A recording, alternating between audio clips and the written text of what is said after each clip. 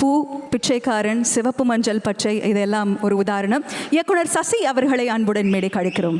மாரி ராம்கிட்டேருந்து நிறைய சினிமா கற்றுருக்காரு.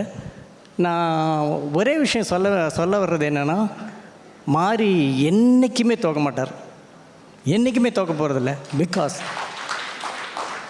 ஏன் சொல்லிடுறேன், எல்லாம் நமக்கு தெரிஞ்ச வாழ்க்கையை தான், கேட்ட வாழ்க்கையை படித்தது வச்சு தான் நம்மளாம் படம் பண்ணுறோம். ஆனால் மாரி இது வரைக்கும் சொன்ன கதையும் சரி, இந்த கதையும் சரி, அவருடைய வாழ்க்கை 5 வயசாக இருந்தாலும் 50 வயசாக இருந்தாலும் உழைப்பை சொல்லித்தரணும்னு சொன்னாங்க. அந்த உழைப்புக்கு என்று உறுதியான நேர்மையான உழைப்புக்கு வெற்றி உண்டு என்பதை சித்தரித்து காட்டுகின்ற படம் தான் வாழை. படப்பிடிப்பு தளத்தில் இருக்கும்போது என் தந்தை இழந்தேன்.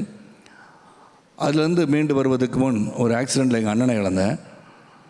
என் அண்ணனை இழந்த பிறகு எங்கள் தாயார் வீட்டை விழுந்து அவங்க ரூம்லேருந்து வெளியே வரல. நான் தான் தலைமகன் இழந்த சோகத்தை வெளிக்காட்டாமல் அந்த சோகத்தை உள்வாங்கி வேண்டுமென்றே நடக்காமல் எழுந்து நடக்கவே மாட்டேன் என்ற உறுதியோடு இறுதி வரை இருந்து மறைந்தவர் தான் என் தாயார். என் மைத்துனர் இழந்தேன். இப்படி வரிசையாக நிறைய பேர் இழந்த பிறகு ஒவ்வொரு முறையும் நான் கற்றுக்கொண்ட பாடம், ஒரு சோகத்தை மனதில் இருந்தால் கூட அந்த சோகத்தை விட்டு மீண்டு வருவதற்கு பல நாட்கள் ஆகிவிட்டன. அந்த சோகத்திலேருந்து மீண்டு வந்து நீ என்ன நினைத்தாயோ, எதை சாதிக்க நினைத்தாயோ அதை சாதிக்க வேண்டும், நீ என்ன கொண்டு வாழ்வோம் தான் மனிதன். அந்த மனிதனாகத்தான் மாரி செல்வதை நான் பார்க்குறேன். சினிமா என்பது தான் பேச நினைக்கிற அரசியல், தான் சார்ந்திருக்கிற அரசியல் அப்படின்ற எண்ணத்தோடு அணுகுகிற சில இயக்குனர்கள் இருக்காங்க.